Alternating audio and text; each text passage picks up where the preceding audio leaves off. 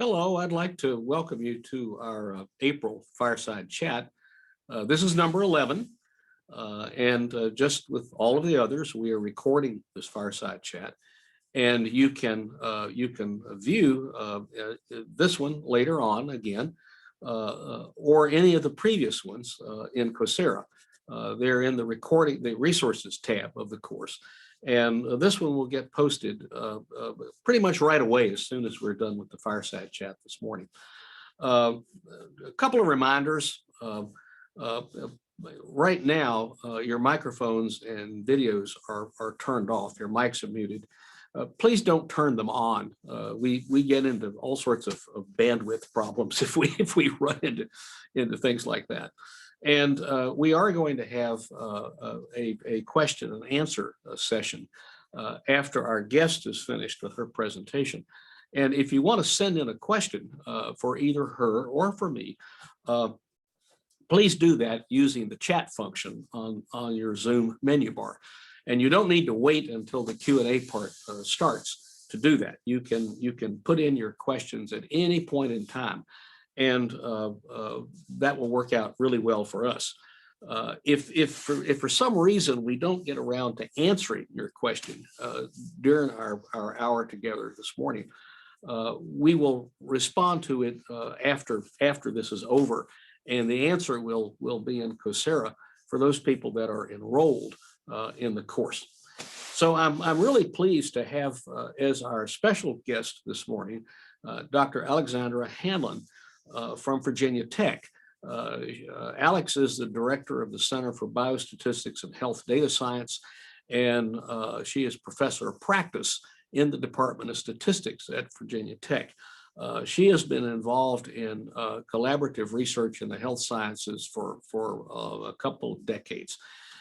She's also been a principal investigator or co-investigator on a lot of funded research projects, including both prospective and retrospective studies on topics such as cancer, cardiovascular disease, stress, sleep, communications, violence, and women's health, and many other areas.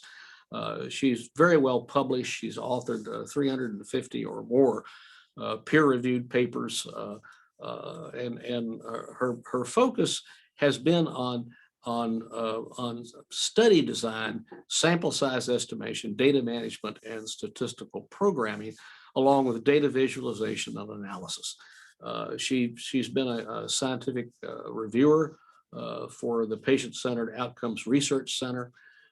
She's worked on improving health systems and pragmatic health trials, and she's been on various data safety monitoring committees for drug trials. Alex is a fellow of the American Statistical Association, and she currently serves on ASA's board of directors. She received her doctorate degree from Temple University, where her research focused on hierarchical nonlinear mixed effects models for classification of disease trajectories using biomarkers that are observed over time. She leads currently a team of data scientists applying contemporary and sophisticated methods to address and translate research questions within a team science framework, including longitudinal data analysis, propensity score modeling, machine learning methods.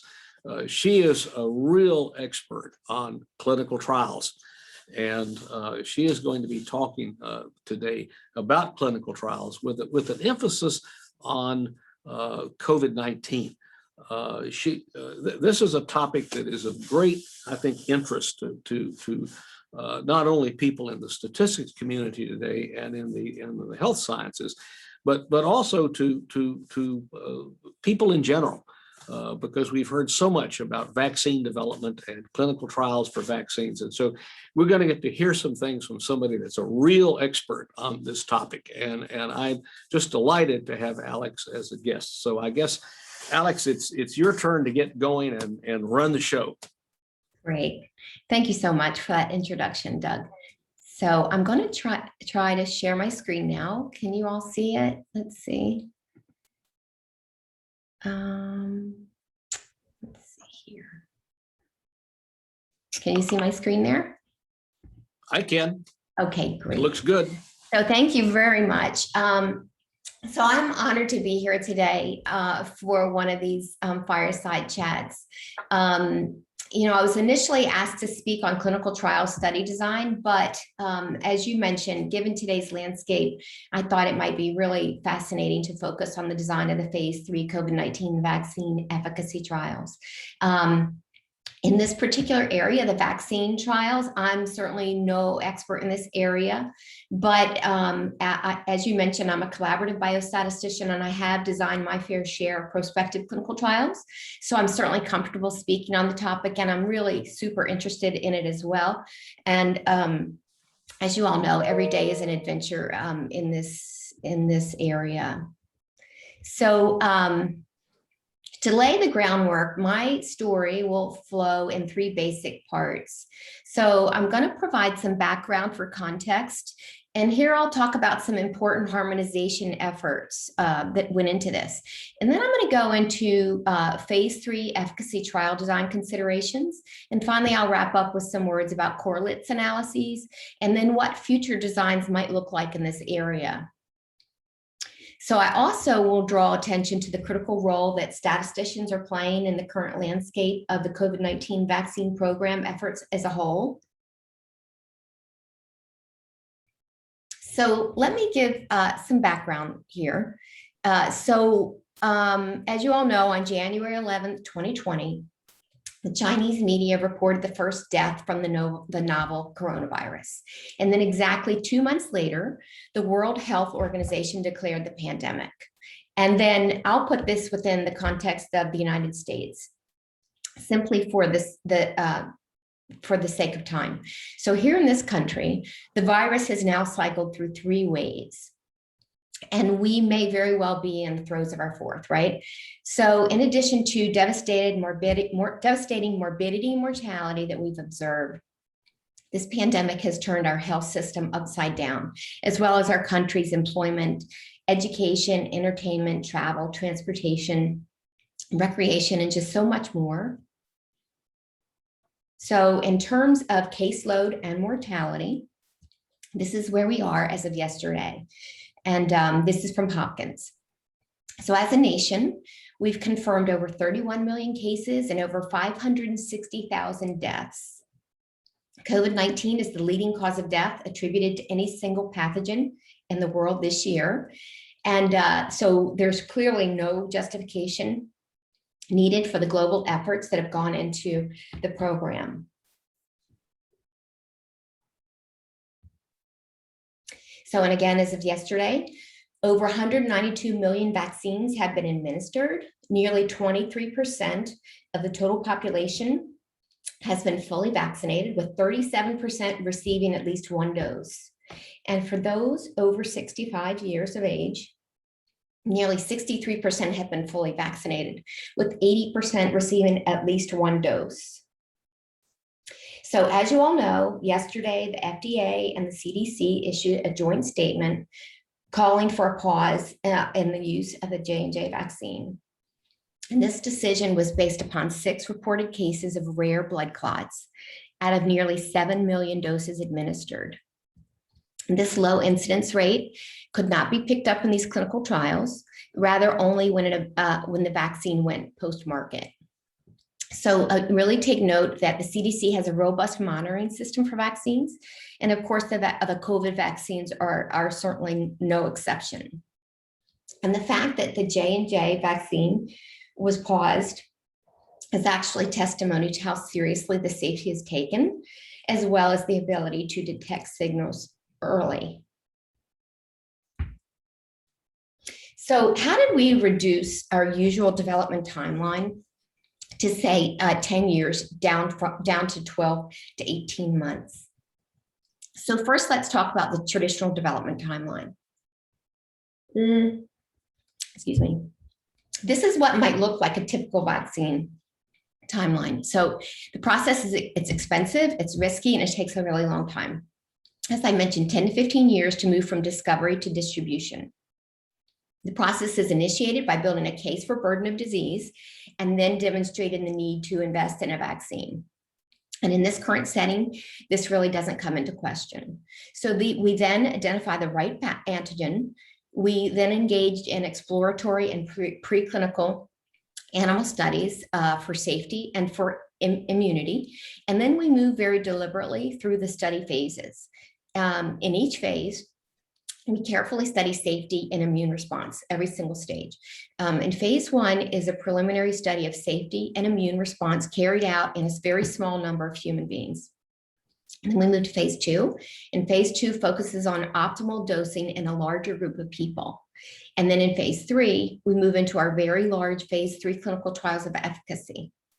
And if they're successful, then we take our results to the FDA for approval, and then manufacturing is ramped up or scaled up.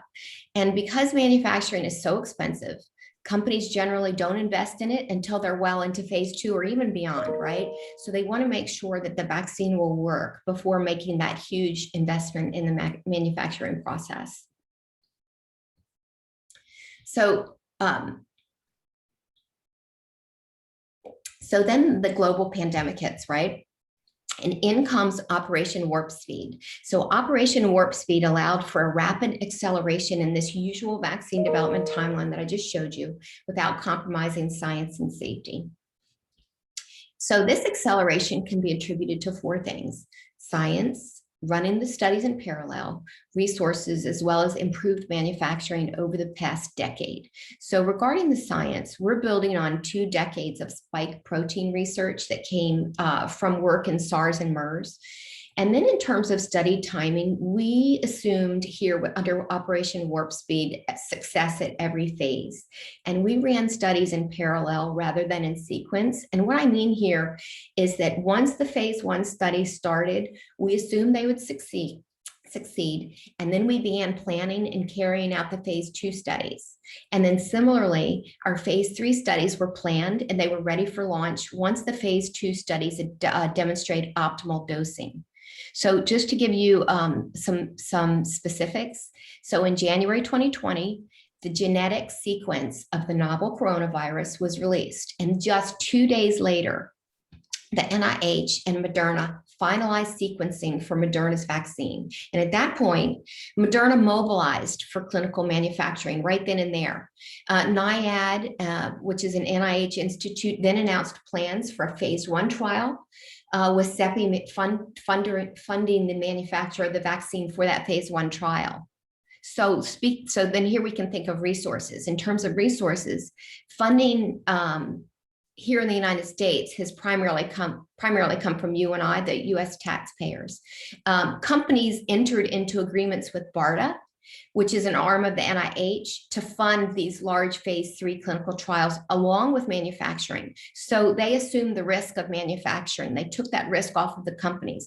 And this enabled those companies to scale up for manufacturing very, very early in the process on day 1. Okay. So now let's talk about the COVID Prevention Network, or the COVPN. This is a functional unit of Operation Warp Speed. It was formed by NIAID to conduct these phase 3 vaccine efficacy trials. And the network pooled infectious disease expertise from 4 existing clinical trial networks, including the HIV trials network at Fred Hutch in Seattle. Importantly, the trials rely on a common NIH-convened Data and Safety Monitoring Board, or a DSMB, to independently monitor the vaccine trials for safety. So this COVPN network they leverage an existing framework of shared resources for clinical trial operations, and that might include clinical sites where participants are recruited and enrolled, laboratories that run assays of immune responses, recruiting specialists that work in the communities to gain trust and to increase enrollment, and also leverage this group of amazing group statisticians, including Holly James and David Benkesser, who have been extremely helpful to my understanding of the complexity of how this worked, all these efforts and how they came together. Okay. So let's look more closely at the Operation Warp Speed Statistics group at Fred Hutch and NIAID. So this group has put a lot of time and effort into developing these harmonized protocols and trial designs And this harmonization is important because it facilitates cross-study analyses, allowing for the study of differences in safety and efficacy across the vaccines, and endpoints and events that occur with low frequencies within any single given trial can be studied. So the co-VPN statisticians have been acting as representatives of the government, if you will, and they are part of this collaborative effort that consists of the co-VPN statisticians, of course, the lab scientists, and then the companies themselves. So they've been advising the companies in the areas of study design, analytic methods, interim analyses, controlling for type 1 error, and also safety monitoring. And in addition to the DSMB and the FDA, they provide input on the trial protocols and the detailed statistical analysis plans that go into these trials, so that ultimately this broad collective effort results in the most harmonized study design. So, and finally, the co-VPN statisticians assume responsibility for the very important immune correlates program, which I'll talk about later. And this program is critical for accelerating the development and licensure of future COVID-19 vaccines. Okay, so now let us move into the discussion of general study design considerations that have gone into these clinical trials. Okay, so behind every clinical study is the protocol. And a protocol, I list the elements here. A protocol provides written evidence for the necessity and feasibility of a research study, and it gives very detailed descriptions for all aspects of the study and how it will be carried out, including study objectives, study design, methodology, and of course, statistical considerations at a high level. And I want to point out that last summer, there was a push from some key people, including Eric Topol, for more transparency and to make the vaccine protocols public. So the companies graciously obliged, and this was another step in the right direction for open research. Okay. So then, as you can see on this slide, the statistical analysis plan, or the SAP, this is a separate technical document, and it describes all the aspects of the planned analyses in great detail. So the SAP should be prepared before any data have been collected or analyzed. It should be consistent with the methods that are described and laid out at a high level in the protocol. And here you can see the many details that are included in a comprehensive and a well-written SAP. So for this talk, I'm going to touch on trial design, sample size, interim analyses, as well as the choice of the most relevant primary endpoint, as well as statistical methodology. And I'm going to do all this within the context of Moderna's phase 3 efficacy trial. I chose Moderna because it's the vaccine that I personally received, and primarily because Moderna has really only existed for a decade, and they've never brought a vaccine to market until now. And Moderna actually has dedicated themselves to this new world of messenger RNA medicine, so much so that their company is actually named from the words modified and RNA. So given that, let's briefly touch on how these vaccines work. So here you can see a visual of the SARS-CoV-2 coronavirus with the spike protein that surrounds it. And the spike protein is critical for viral entry into our bodily systems. So infection happens when that spike protein binds to the cells that line our respiratory tract. And the vaccines approved for emergency use in the United States, they all target that spike protein. So our mRNA vaccines like Moderna and also Pfizer, and this is path number 3, as you can see here, or the lower path. So for these mRNA vaccines, we take the sequence of the spike protein and we embed it in a lipid coat, and we inject it into our muscles, and then our muscles take it up and they read that genetic sequence. They make that viral spike protein, and we then mount an immune response to it by developing antibodies to the foreign antigen. The viral vector vaccines like Janssen's or J&J's vaccine, as well as AstraZeneca, that's shown in this middle path here.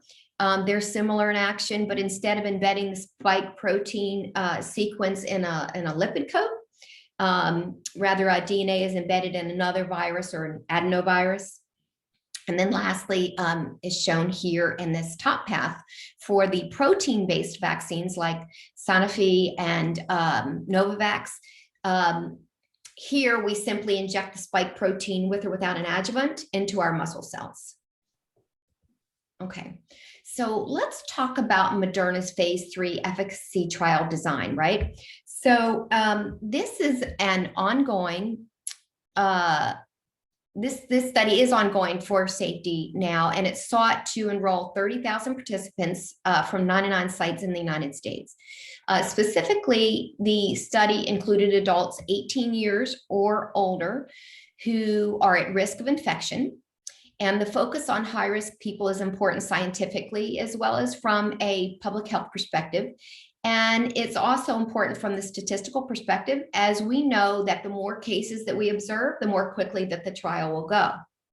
So we also note that the trial did not screen out for those with prior infection for various reasons, one of which was the desire to generate safety and efficacy data and support vaccine in a much broader global population. As I said, the trials were enriched with individuals at high risk. That's based on older age, comorbidities, as well as race, ethnicity. And patients were randomized in this trial in a 1-to-1 ratio to receive either the vaccine or the placebo, and they were randomized within strata defined by age groups as well as health risk. And the study was designed with 2-year follow-up post last vaccination to allow for long-term safety follow-up. Okay, so once enrolled, participants were randomized and then data collection began in a longitudinal fashion, as you can see in this timeline. So on the first day of the trial, baseline information was collected. PCR and serology tests were administered to quantify current or previous infection, and then the first vaccine dose was given. So data was then collected daily on safety for a week to understand adverse reactions, both in numbers as well as in severity, as well as to quantify a reactogenicity profile. And this is shown in this first light blue circle here in this figure. And then 4 weeks later on day 29, as you see here, participants came in for their second dose, and then another blood draw was taken. As with the first dose, participants were immediately then followed daily for safety and to characterize this reactogenicity profile, again, here with the light blue circle. So 1 month after receiving their second dose, another very important blood draw was taken, and it was stored. And this blood draw would support the analysis of immune response. And I'm going to talk more about that later. Additionally, participants received blood draws at 6 months, as well as 1 year and 2 year post-second dose, as shown in the darker blue circles in the figure. So these blood draws are basically to understand if infections are occurring in the interim and to pick up asymptomatic infections. And as mentioned earlier, follow-up continues for up to 2 years for safety. Okay. And so what type of infections are we looking for here in this design? So this figure summarizes and illustrates the structural relationships among the primary and key secondary endpoints. So this top oval here depicts participants who are diagnosed with SARS-CoV-2 infection, okay? This infected group includes a proportion, maybe 70%, according to the new CDC estimates, who express symptoms, and you can see them here. And this is our COVID group. That's what we're calling our COVID group. It's outlined in red. And then the remainder, say 30% of them remain asymptomatic, as shown to the right. So Moderna settled on COVID or symptomatic infection as their primary endpoint. And this is a classic endpoint for other respiratory vaccine trials. And also this choice of COVID as their primary endpoint was a decision that was driven by Operation Warp Speed leadership. Okay. Okay, and then for secondary endpoints, so among those with COVID or symptomatic infection, a proportion then will go on to be classified as having severe COVID, maybe 5%, according to the latest CDC estimates. And then the remainder of those with symptomatic infection, maybe 95% of them, will be classified as non-severe. And as I mentioned on the previous slide, Moderna did settle on this COVID as their primary endpoint. And then here you see their secondary endpoints, key secondary endpoints. There are a whole host of secondary endpoints, but their key secondary endpoints here include SARS-CoV-2 infection, as well as severe COVID. And then of important note, FDA guidance documents for these vaccine trials specified that either SARS-CoV-2 infection or COVID would be acceptable primary endpoints. And they also suggested that companies might consider severe COVID as a primary endpoint or use it as a secondary. Okay, so going back to our trial design, how do we identify our endpoints? So 2 weeks after the second vaccine dose, the clock starts ticking for accruing endpoints. So infection was ascertained through weekly contacts with the participants where they were asked about COVID-related signs and symptoms using a pre-specified list that was laid out in the protocol. If they indicated symptoms, signs or symptoms, then they were brought in for PCR testing. And if confirmed to be infected, they were then classified as having symptomatic infection or COVID. That's our primary endpoint.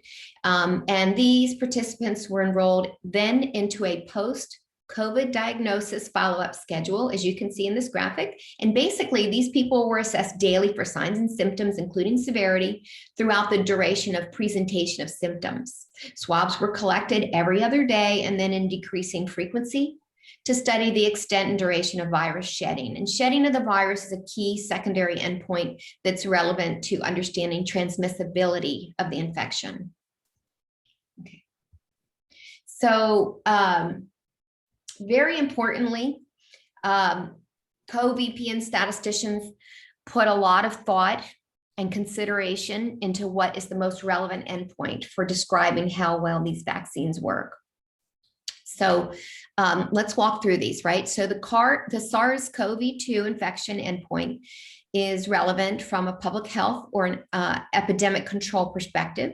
It's relevant for understanding transmissibility of infection in the population, and it would perhaps serve to address the ultimate goal of vaccines or complete blockage of infection. And it's also appealing from a statistical point of view, as we know that statistical power is driven by the number of events that we observe, and then the higher, the better. But it's not so important in terms of clinical relevance, as we expect to, in this situation, pick up a lot of cases that will never go on to develop symptoms.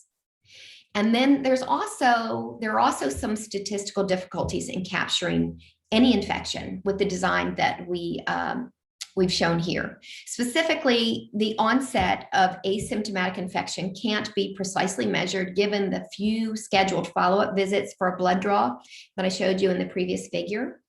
So, and if we were to increase blood draws, then we worry about this classical statistical testing problem, where if we repeatedly test participants, even if the test has high sensitivity and high specificity, but the prevalence of disease is low, then we are at risk of having many false positives.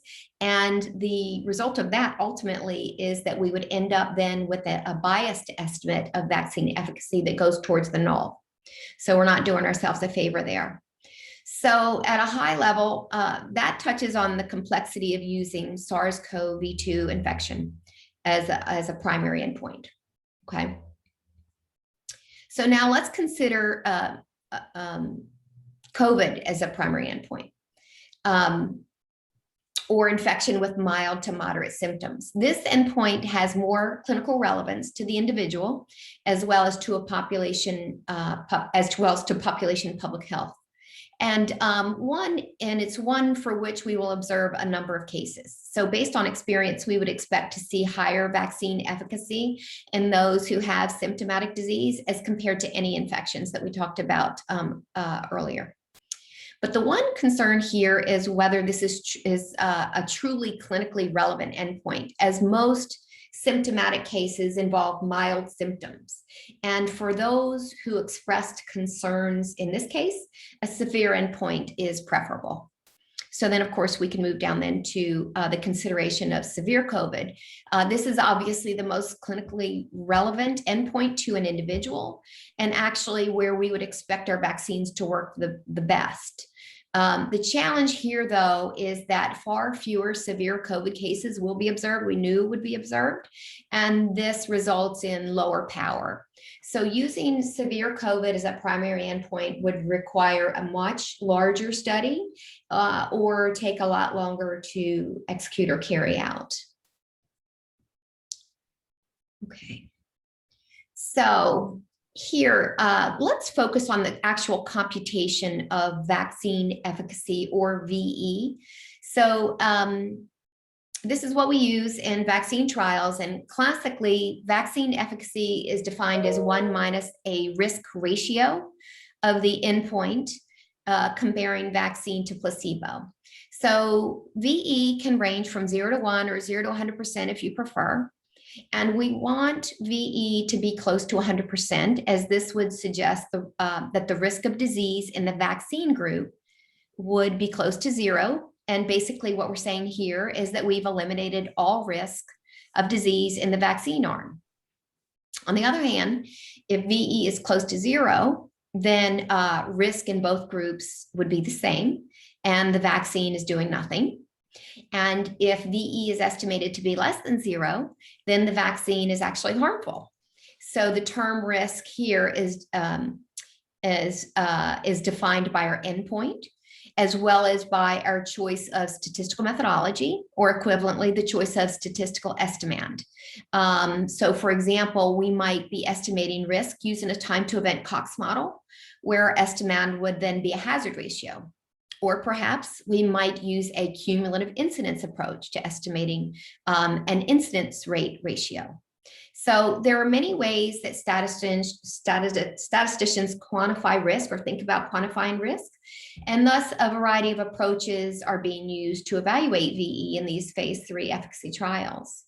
And so certainly there was a lot of discussion among the co-VP and statisticians about potentially disparate results from these trials based on their choice of statistical estimand.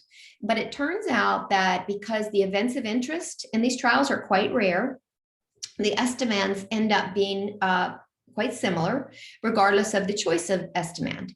And thus the operating characteristics of the trials are also similar. So for example, all of the trials will have around the same power to detect effective vaccines, regardless of their choice of estimand. And so what does the FDA say about this? So according to FDA guidance, the success criteria for VE is that the point estimate of VE must be at least 50% with a lower confidence bound of 30% or higher. And this success criterion that's been laid out by the FDA is also consistent with the World Health Organization's definition of success too. Okay, so for Moderna's primary analysis, vaccine efficacy was defined as the % reduction in the hazard of the primary endpoint. So here we're saying that VE is equal to 1 minus the hazard ratio. And the estimand of interest was computed using a stratified Cox proportional hazards model. And the strata represented the factors that were used for randomization, right? So those are the age groups and the risk criteria groups. Okay. So this leads us to think about sample size calculations. So based on the Cox proportional hazards model, the choice of COVID as the primary endpoint, as well as FDA guidance, statisticians took an event-driven approach. Okay, so they determined that 151 primary endpoint cases would be needed to have 90% power to detect a 60% vaccine efficacy with using one-to-one randomization. And then statisticians worked backwards to figure out then the overall sample size. So they first assumed that about 90% of the enrolled individuals would be SARS-CoV-2 negative at baseline. And then they also assumed a conservative 1% 6-month COVID incidence in the placebo group. And then they computed the required sample size to accrue 151 events within 6 months if the VE was actually 60%. And then that resulted in this required sample size of 30,000 participants. So of note, all of these vaccine trials also incorporate monitoring plans. So they have interim monitoring, and here they're looking for potential harm of the vaccines, non-efficacy, as well as efficacy. So Moderna proposed, and others did too, 2 interim analyses at 35% and 70% of the targeted 151 cases. So stopping boundaries were based on a one-sided O'Brien-Fleming boundary for efficacy, and then the log rank test statistic with a one-sided false positive error rate of 0.025 was used. So the Londa-Metz spending function was used for approximating this O'Brien-Fleming efficacy bounds, such that they preserve the overall type 1 error rate of 0.025.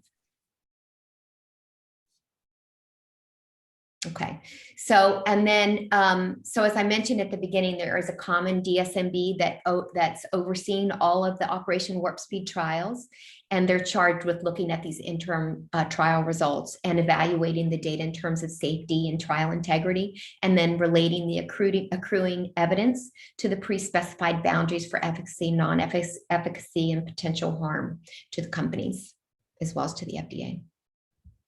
Okay, so then what actually happened in the trial, right?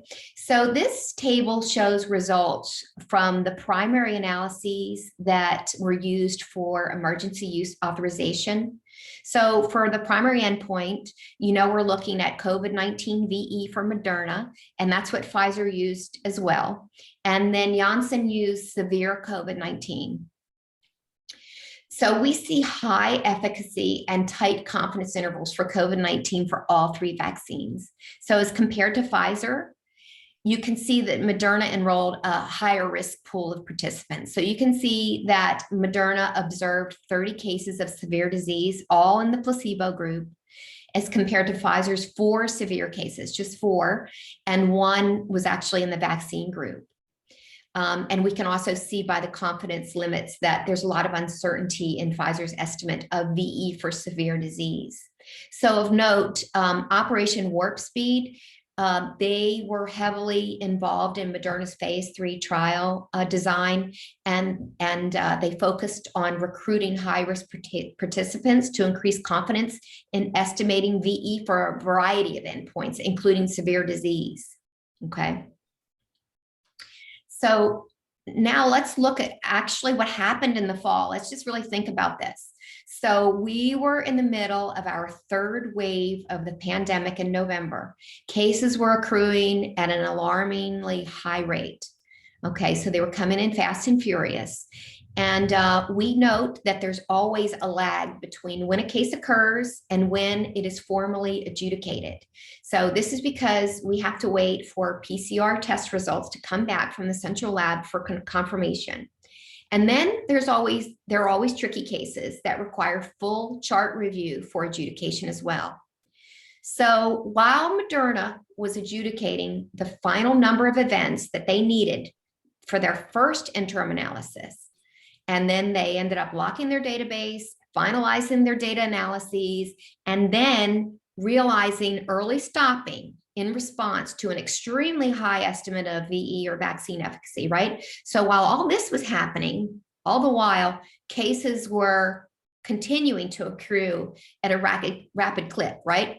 So fast that actually they skipped from the first interim analyses to the final analysis. So they actually ended up accruing the 30,000 within that week, right? So that happened a week later. So at the end of the day, Moderna actually concluded early stopping for efficacy on their first interim look, and they also ended up enrolling their full sample. So their results were announced in mid-November, about a week after Pfizer's, okay? So I think it was the 9th and the 17th. So then what quickly became clear to Moderna was that there were about 15,000 participants in their trial who actually received the placebo. And this included participants who were at high risk of getting the disease, many of whom worked in the healthcare setting, and as such would soon become eligible for Pfizer's newly authorized vaccine for emergency use. So Moderna wanted to minimize dropout, and they wanted to keep their participants, and they wanted to allow for their long-term analyses of safety and durability, right? So Moderna investigators worked in overdrive over the holiday season to modify their design to reflect a placebo crossover.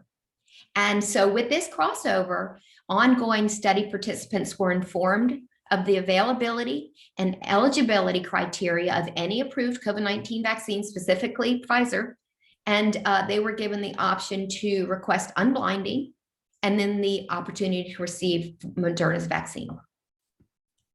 So that's really what happened there. So here we list some of the things that might be gained by this crossover design, right?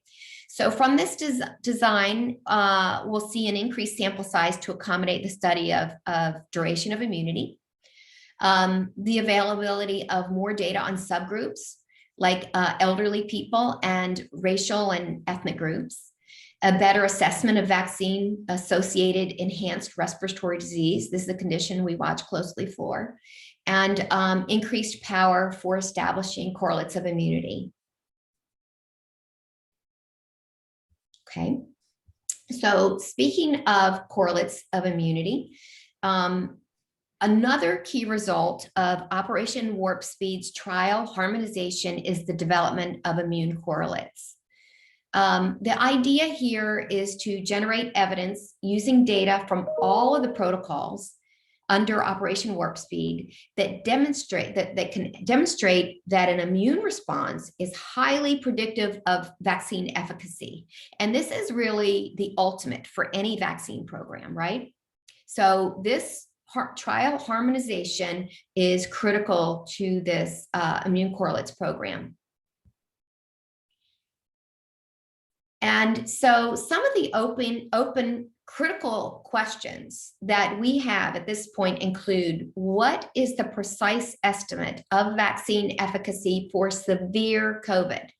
How durable is vaccine efficacy, or how long will the vaccine last? What is the long-term safety profile for these vaccines? And as I just alluded to, can we find an immunological correlate of protection? What happens to vaccine efficacy in the presence of these COVID variants that we're seeing across the globe? Do vaccines actually prevent SARS-CoV-2 infection? And do they reduce SARS-CoV-2 viral load and secondary transmission?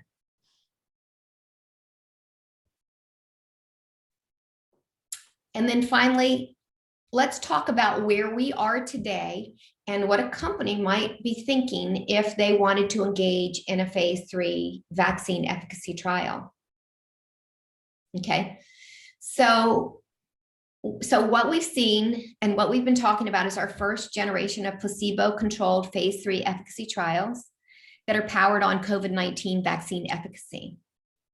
The next generation of clinical trials may be similar in design, but only in areas where the vaccine is not available. And they might be modified according to the setting, specifically with respect to that population that they're studying, or for a different choice of primary endpoints. And then in settings where vaccines are available, like the United States, we might see studies using clinical endpoints as before, but instead of the placebo as the comparator, we might see active comparators like approved vaccines rather than a placebo, right? So, and then finally, the ultimate later generation studies might rely on active comparators and primary outcomes that are based on these immune biomarkers that will come out of these, the correlates analyses that I've been talking about. Okay. So there is a lot of anticipation around this correlates analysis. And the key question is, if there is an immunological correlate, will regulators, and specifically I'm talking about the FDA or the EMA, the European Medicines Agency, will regulators consider these surrogate endpoints in vaccine trials going forward? And if so, future trials might be powered on the immune correlate biomarker rather than a clinical endpoint like COVID as their primary endpoint. And they might be designed for non-inferiority. And as you know, these types of trials require extremely large sample sizes. So they might be designed on non-inferiority and then rely on this control group that represents an existing licensed vaccine as opposed to our first generation placebo control arm. And again, this type of a design would rely on much smaller and faster clinical trials with hundreds versus thousands of participants and a couple months versus years to complete. And then new vaccines under study might use this immune biomarker to evaluate efficacy in terms of these new variants that we're seeing or in different populations, or also to examine alternative dosing or timing of delivery. Okay, so in summary, what a year it's been, right? So we've leveraged decades of scientific work. We've leveraged an existing clinical trials infrastructure, and we've provided resources by the US government to get us here. We've gotten to a place where we have effective COVID-19 vaccines approved for emergency use in the United States. We've come together, we've responded, and we've adapted to the rapid generation of knowledge and information. There are many open questions, and future trials will rely on current evidence and the rapidly changing landscape. And we anxiously await the results from the Operation Warp Speed correlates analysis. And I expect that these results will start emerging within just a couple weeks. Okay, so,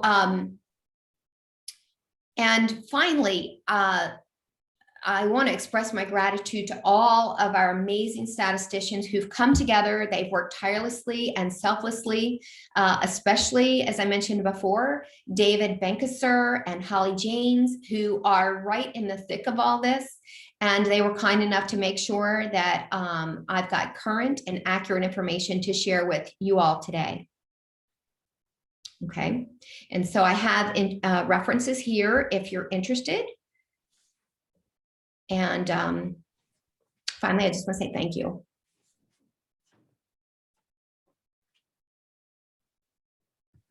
So, Alex, thank you very much for the super informative talk. We've heard so much about these clinical trials and the outcomes that this has been enlightening for me. I'm not by any means an expert in clinical trials. I don't deal in that world. I've done consulting work for a lot of people in the pharmaceutical and biopharmaceutical medical device area, but mainly on the preclinical side. And so when you get into clinical trials, I have to defer to someone like you that really is an expert. I have a couple of questions for you myself. I'm curious about participant recruitment. It looked as if you're trying to get a random sample, basically, of people, but then you're stratifying it by other considerations. Is that correct? So we would love to have a random sample. What typically turns out in these clinical trials is that you get your sites together that are going to participate and agree to work with you, and then when participants show up and they meet eligibility criteria, then they're given consent and they're enrolled.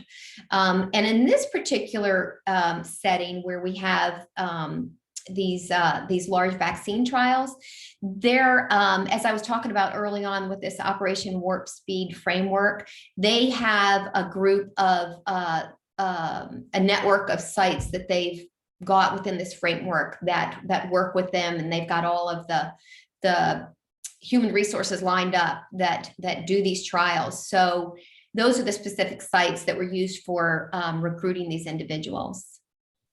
Okay. Well, the reason I asked about the stratification part of this is I have a friend that participated in a clinical trial for colon cancer. And I think these trials were being run by Cleveland Clinic. And she was screened by her primary oncologist. And based on the type of tumor and size and all of other parameters, she was assigned to a particular arm of the trial. And so they were doing some stratification, based on age and severity and other parameters. And it looked kind of like that's what might be going on here too. Oh, I see. Oh, so what many trials do is to ensure balance within groups, Mm-hmm. or even perhaps to over recruit within groups. What happens is you'll come in and you'll be placed into your particular strata based on your characteristics. And then within those strata, then you're basically randomized to ensure balance within those groups. Right. Mm-hmm. Okay. And well, then, yeah. Generally in sample design, stratified sampling is a way to reduce the total amount of sampling required in order to get statistically reliable results. And I thought that might be something that was going on here as well. And then another question. In your slide, you refer to Fred Hutch, and I think that's the Fred Hutchinson Cancer Center at the University of Washington. Is that correct? That's correct. Yeah, okay. That's correct. And well, so, I was a faculty member at Washington for 4 years. I was a department head in engineering, and I worked a lot with a guy named Tim DeRuin, who was the head of the biostatistics department. And so I knew. And by the way, Tim was another Hokie. Yeah, I just met with him last week. Oh, okay. He's still there, huh? No, I was talking to him. Actually, we were talking about biostats programs, but that's interesting and fascinating. So yes, so the deal with Fred Hutch is that they drive this group of statisticians that I was talking about, because the HIV statistical group is at Fred Hutch, and that's the group really that the Operation Warp Speed program leveraged that group for statistical support, and they have just been so integral to this whole design process. Well, that's at least in my days at Washington, which ended in 1988 when I came here. That was a very highly competent group of people. I enjoyed interacting with them on the few occasions where I had the chance. We have a question from somebody that is taking the basics course, and I'd like for you to chime in on this as well, because I think you probably have some perspectives on this that would be kind of interesting. The question is, how is experimental design effective in data science? And I think your talk gives one really nice example of that, because I think what you're doing here is data science on a massive scale. But I could give you another perspective too. A lot of data science involves data mining type activities, where we're looking at large databases and we're looking for relationships.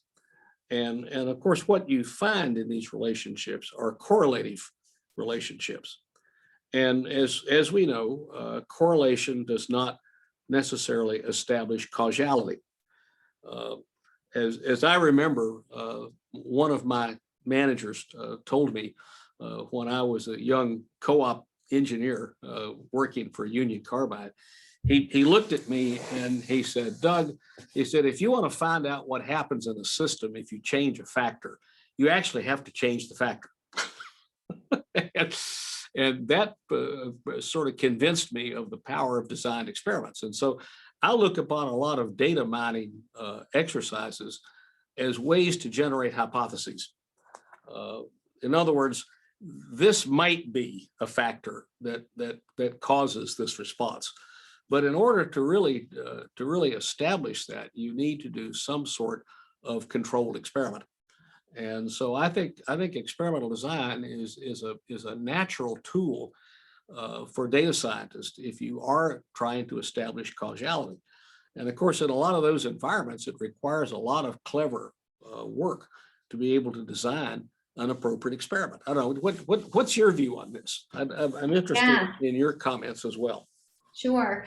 So, so as we all know, data is central to data science and machine learning and AI as well. And we typically think of, when I think of data science, I think of these huge data sets, and the methods that are used are basically data driven, as you said, and then you do basically model building, and the data is readily available. But as we all know, oftentimes data sets might not be available to answer our research question, or maybe even not accessible.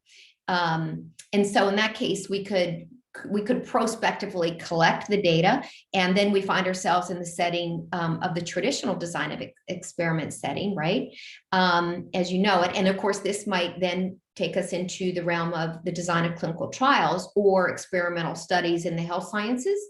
But sometimes, as you just alluded to, like, let's just say we're working with electronic health record data, very, very large data sets, to answer specific research questions.